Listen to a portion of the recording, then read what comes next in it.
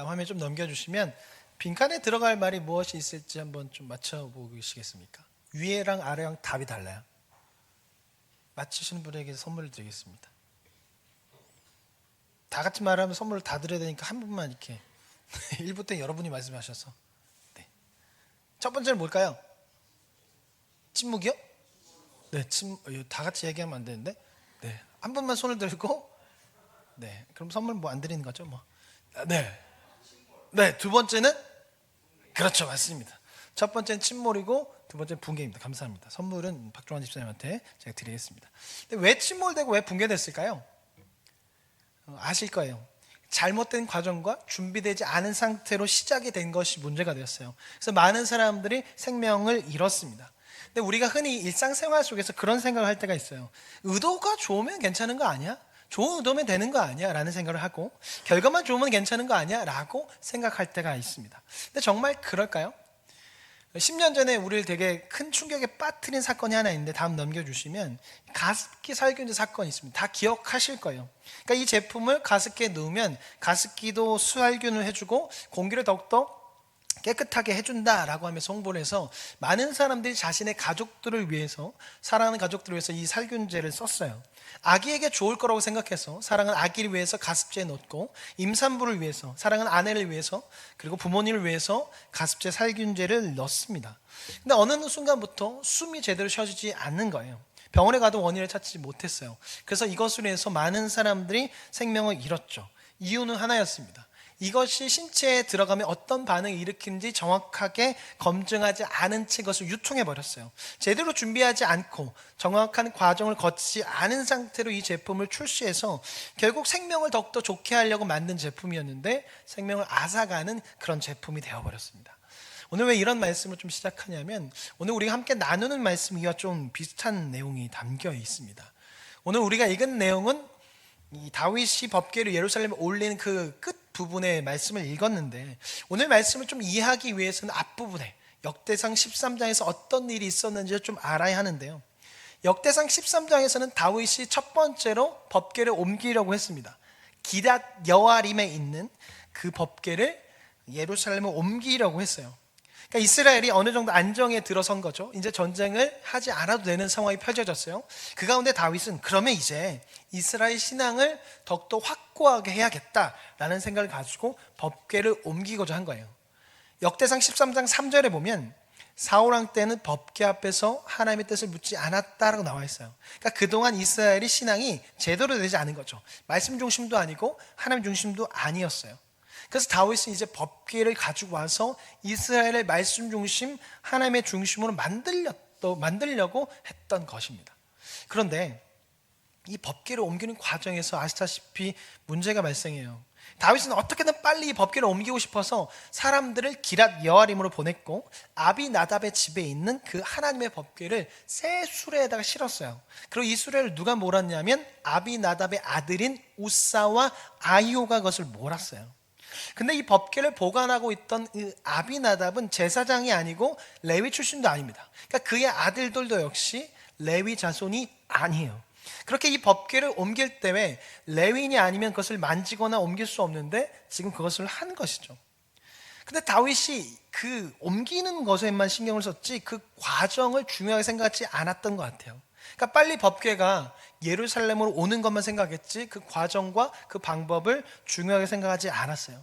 법궤가 빨리 예루살렘에 옴을 통해서 예루살렘이 하나님 중심이 되고 말씀 중심이 된 것만 생각했지 그 과정과 그 방법을 중요하게 생각하지 않았던 거예요. 그래서 결국 문제가 발생하죠. 우리가 알다시피 이 우사와 아이오가 법궤를 이제 실은 수레를 끌고 가는데 소가 날뛰자 법궤가 넘어지려고 하자 그 법궤를 우사가 잡자마자 바로 죽어버립니다. 그 자리에서 즉사해버려요. 그래서 모든 사람이 놀라고 공포에 떱니다. 그리고 역대상 13장 11절에 보면 다윗이 노하였다라고 이렇게 나와 있어요. 그러니까 다윗의 입장에서는 이해가 되지 않는 거죠.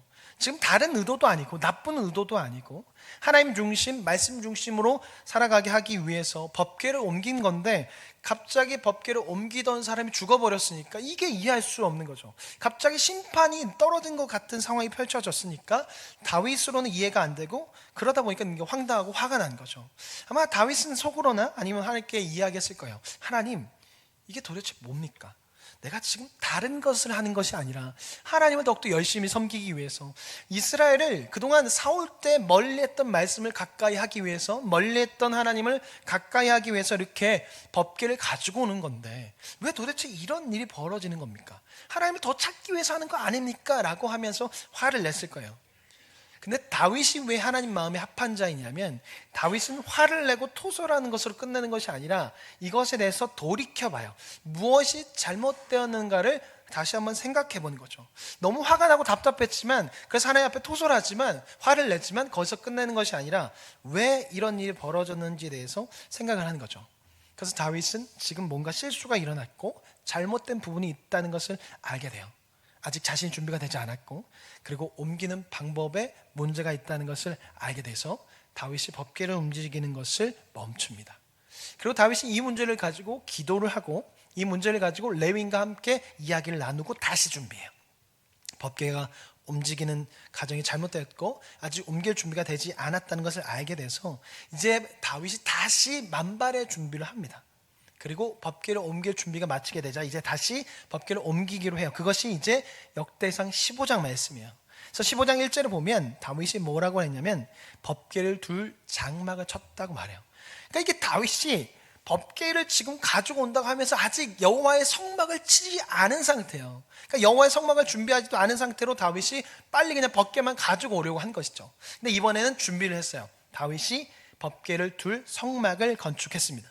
그 다음에 옮기는 사람과 옮기는 방법도 달라졌는데요. 2절에 보면 다윗이 레위 사람 말고는 이 법궤를 맬 수 없으니 레위 사람이 이 법궤를 메어야 한다라고 그렇게 이야기합니다. 원래 법궤는 누가 져야 하냐면 레위 사람 중에서 그앗 자손이나 고앗 자손, 고앗이라고 표현된 데도 있고 그앗이라고 표현된 데도 있는데 둘 다 같은 겁니다. 그래서 고앗 자손이 이 법궤를 메어야 돼요. 민수기 4장 15절에 나와 있는데 같이 한번 읽어보겠습니다. 자, 화면에 있습니다. 시작.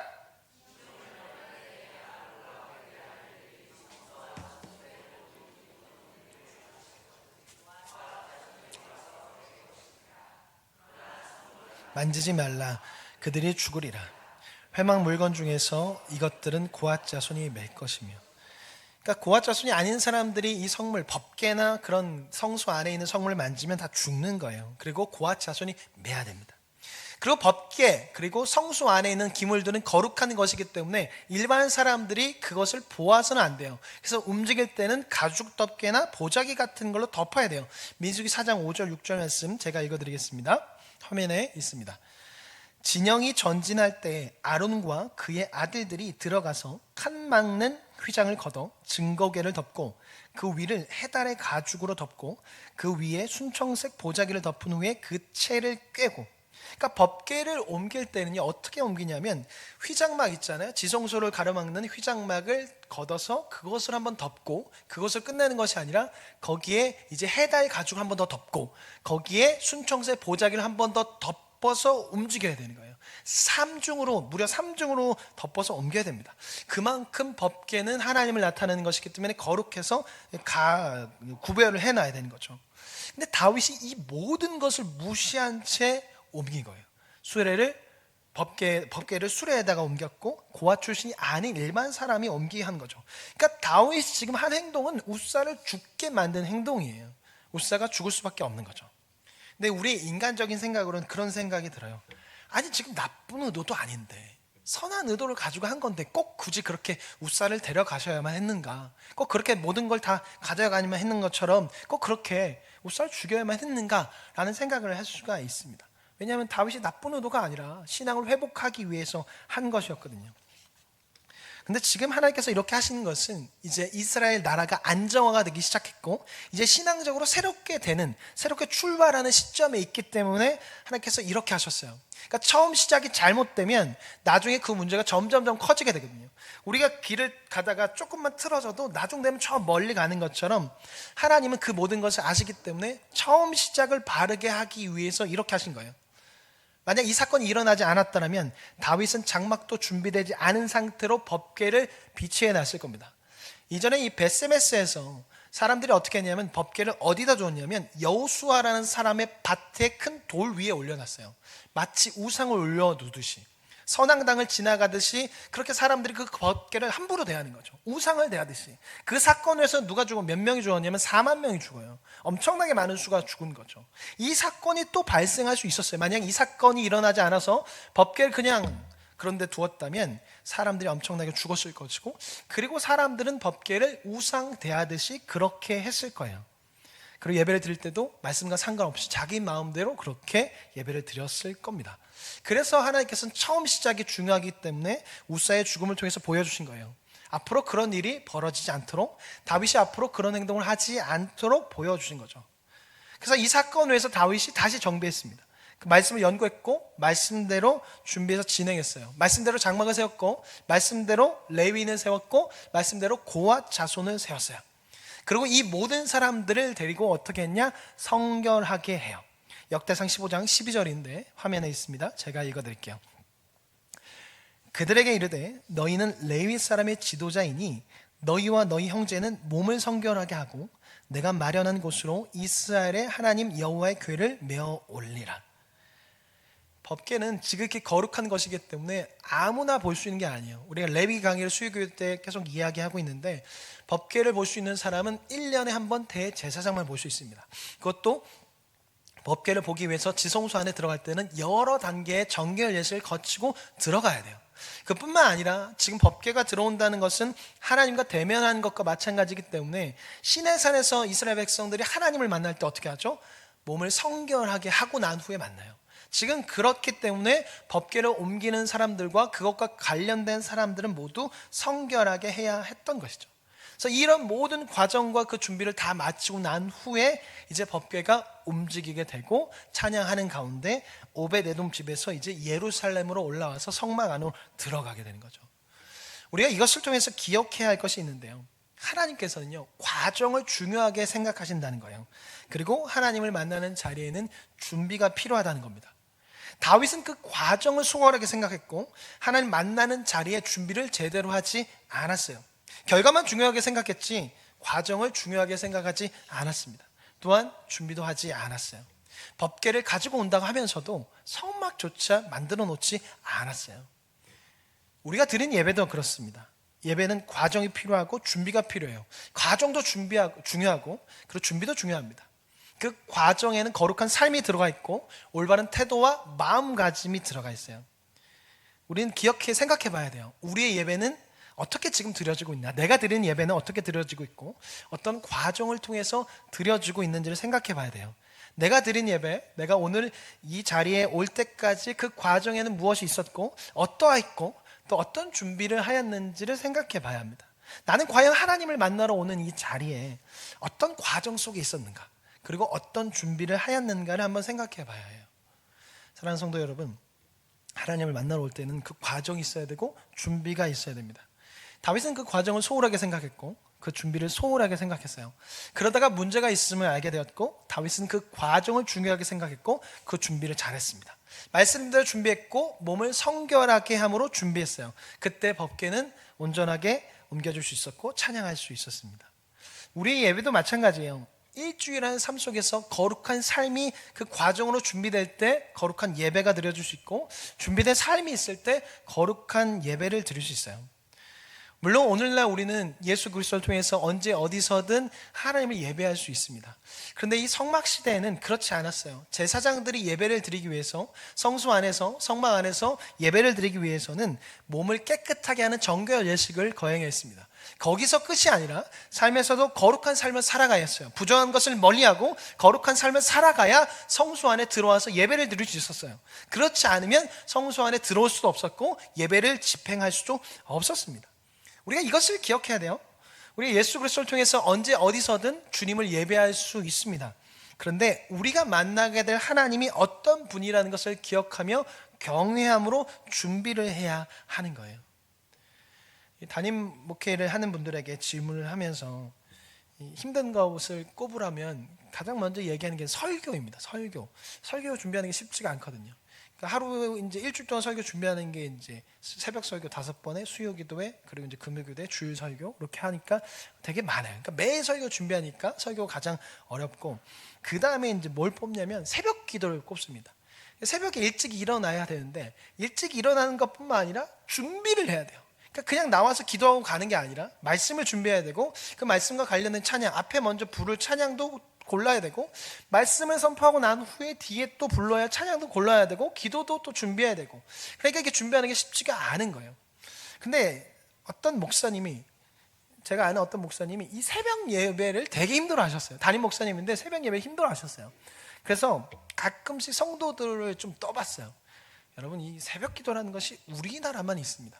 미국도 없고 미국에 가보니까 새벽 기도가 없어도 예배가 잘 진행되더라고요.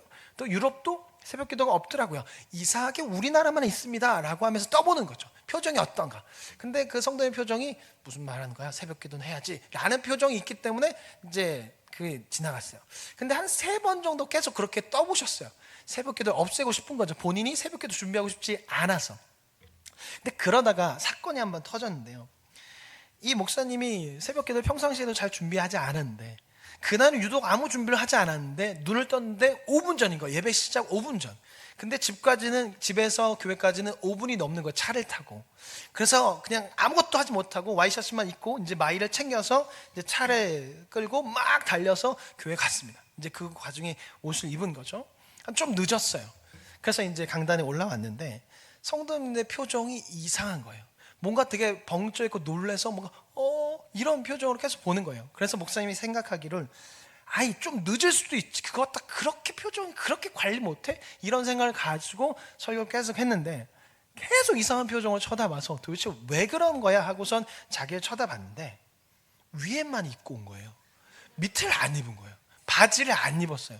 다행인지 몰라도 사각 팬티를 입어서 그나마 좀 덜 민망했는데 마이랑 와이셔츠만 입고 정신이 없고 준비를 되지 않다 보니까 바지를 안 입고 온 거예요. 그래서 성도님들이 걸어가는 순간부터 이렇게 된 거죠.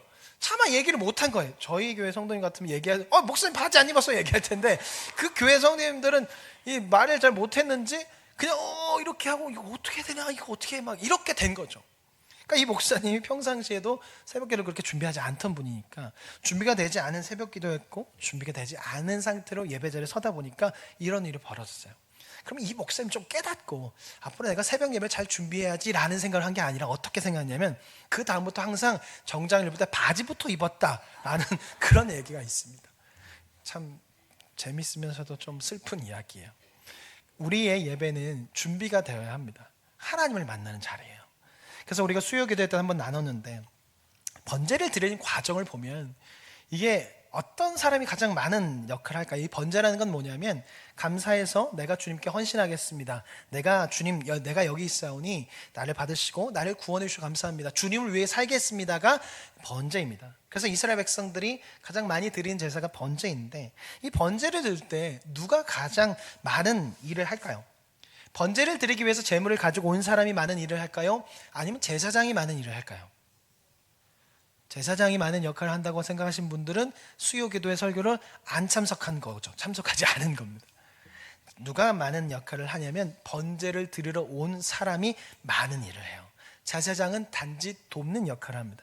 번제를 드리러 온 사람, 제물을 가지고 번제를 드리러 온 사람이 도살도 해야 되고요, 각을 떠야 하고요, 내장과 정강이를 세척해야 됩니다. 제사장은 뭘 하냐면 그렇게 해서 가져온 그 예물을 그냥 번제단에 올려드리고 태우는 역할만 하는 거예요. 굳은 일과 그 힘든 일은요, 내가 번제를 드리고 싶어서 가져온 그 사람이 굳은 일과 힘든 일 다 해요. 근데 예배가 그런 거예요. 내가 드리는 예배는요, 내가 준비하는 거예요. 그 과정도 그렇고 그 준비도 다 내가 준비하는 겁니다. 거룩한 삶의 과정으로 준비하는 것이고 올바른 태도와 마음가짐을 가지고 예배를 준비하는 거예요. 나의 예배를 내가 준비해야지 다른 사람이 준비해 주는 게 아니에요. 그건 어릴 때 하는 거죠. 어린 애야 부모가 준비해 주는 거죠. 다 큰 사람은 나의 예배를 내가 준비하는 겁니다. 다른 이가 준비해 주는 게 아니에요. 그렇게 예배를 드리는데 은혜가 되지 않고 예배가 어렵다는 것은 내가 준비가 되지 않았다는 거예요. 내가 거룩한 삶의 과정을 통해서 준비하지 못했고 내가 올바른 태도와 마음가짐을 통해서 예배를 준비하지 못했기 때문에 예배가 은혜가 되지 않고 예배가 어려운 거예요. 삶에서 말씀을 가까이 했고 말씀을 통한 은혜를 경험했고 말씀을 통해서 사는 과정 가운데 치열한 싸움이 있었다면 주일 예배는 좋을 수밖에 없습니다.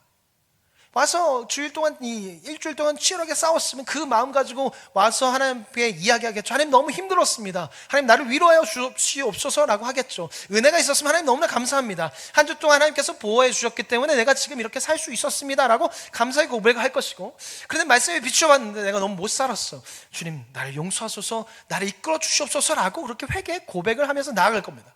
그런데 이런 과정과 준비가 없으면 예배가 좋을 수가 없어요. 없으니까 드릴 게 없는 거예요. 드릴 게 없고 말할 게 없는 거예요. 그러니 예배가 좋을 수가 없는 거죠. 사랑하는 성도 여러분, 예배는 과정이 필요하고 준비가 필요합니다. 과정이 바르게 되고 준비가 될 때 예배는 은혜가 넘칠 수밖에 없어요. 내가 드린 예배 다른 이가 준비하는 것도 아니고 목회자가 준비하는 것도 아니고 내가 준비하는 겁니다. 다른 이와 목회자는 단지 돕는 역할만 하는 거예요. 나의 예배는 내가 준비해야 된다는 것을 기억하셔서 거룩한 삶의 과정으로 그리고 올바른 태도와 마음으로 준비하셔서 매주 복되고 은혜가 되는 예배 시간이 되기를 예수님 이름으로 간절히 소망합니다. 두 번째 25절을 보면 이제 법궤가 예루살렘에 올라왔거든요. 그때 무리들이 이제 다윗도 포함되겠죠. 무엇을 하냐면 숫송아지 7마리와 순양 7마리를 제사로 드립니다.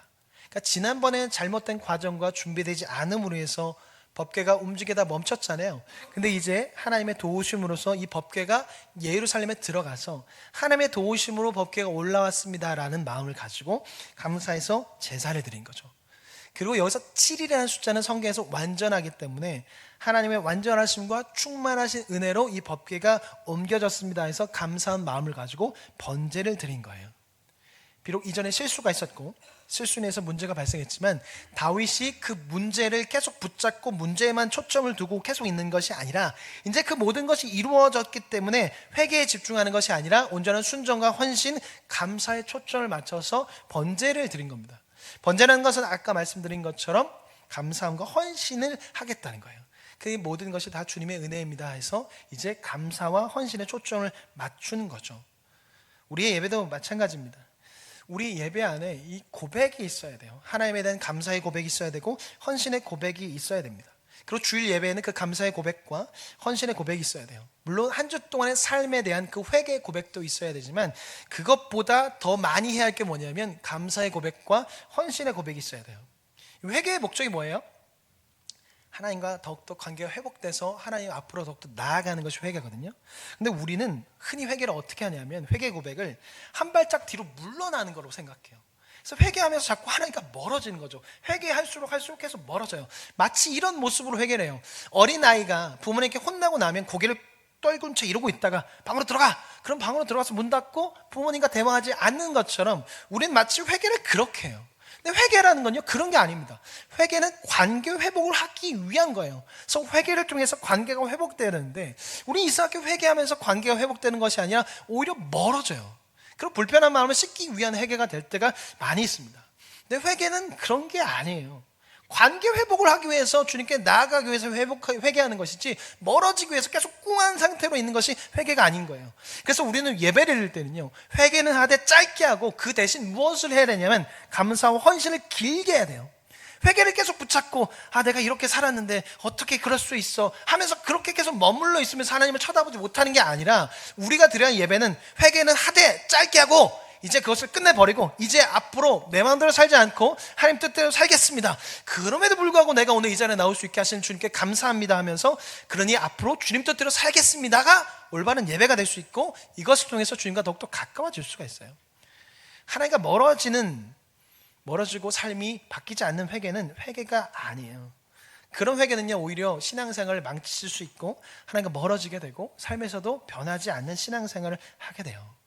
그렇게 계속 회개를 붙잡고 나의 잘못을 붙잡고 살아가는 것이 아니라 그런 회개는 빨리 끝내고 신속한 감사와 신속한 헌신으로 나아가야 돼요. 이렇게 하는 삶이요, 더욱더 주님과 가까워지게 하고요, 우리의 예배를 더욱더 풍성하게 합니다.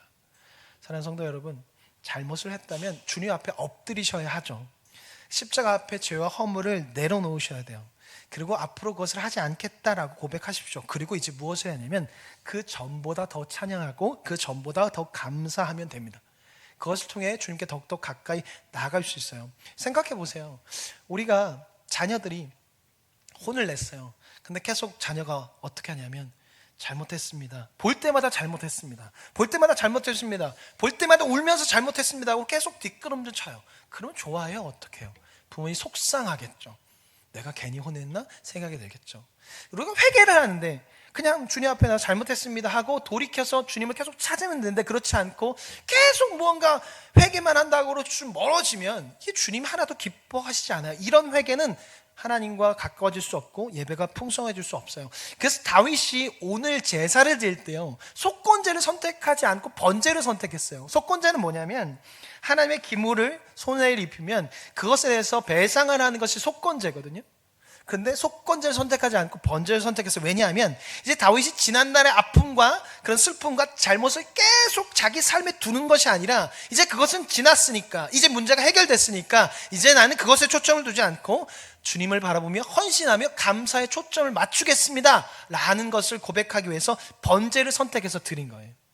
우리의 삶의 예배도 마찬가지입니다. 우리의 삶과 예배도 속건제와 속제제가 아니라 번제가 더 많은 예배, 삶, 화목제가 더 많은 삶과 예배를 드려야 돼요. 번제는 헌신과 감사, 화목제는 그 감사함을 사람들에게 나누는 겁니다. 그런 삶이 더 많을 때 우리 예배가 더욱더 풍성해집니다. 잘못했다면 기억하세요. 회개는 너무 오래 붙잡지 마시고, 회개는 짧게 하시고, 보다 더 찬양하시고, 보다 더 감사하시고, 보다 더 기도해야 된다는 것을 기억하십시오. 사단은 이야기하겠죠. 그러고서 무슨 네가 예배해 라고 얘기할 수 있어요. 계속 그것이 우리를 괴롭힙니다. 그때 이야기하십시오. 우리가 우리의 자격으로 예배했냐? 우리의 자격으로 예배한 게 아니라 예수 그리스도의 의로우심으로 예배했지, 네가 뭘 알아? 라고 하면 됩니다. 예배는 우리의 어떠함으로 드린 것이 아니에요. 우리의 어떠함으로는 절대 드릴 수 없습니다. 예수 그리스도의 십자가의 그 의로우심으로 해서 우리가 지금도 예배하는 것이지 우리의 어떤 것으로는 주님 앞에 나아갈 수 없습니다. 그러니 우리가 뭔가 잘못을 했다면 주님 앞에 엎드리고 난 후에 그럼에도 불구하고 나를 사랑하시고 구원하신 것 주님에 감사해서 나아가겠습니다 하고 입술을 더 열어서 찬양하세요. 더 기도하세요. 더 감사하세요. 그것이 하나님과 더 가까워질 수 있는 방법입니다. 매주 드려지는 주일 예배와 일주일의 삶이 회개로 가득 차 있는 삶이 아니라 감사와 헌신으로 가득 차서 더욱더 주님과 가까워지고 풍성한 예배, 은혜가 넘치는 예배를 드릴 수 있는 우리가 되길 예수님의 이름으로 간절히 축원합니다. 함께 찬송 부르신 후에 기도하겠습니다.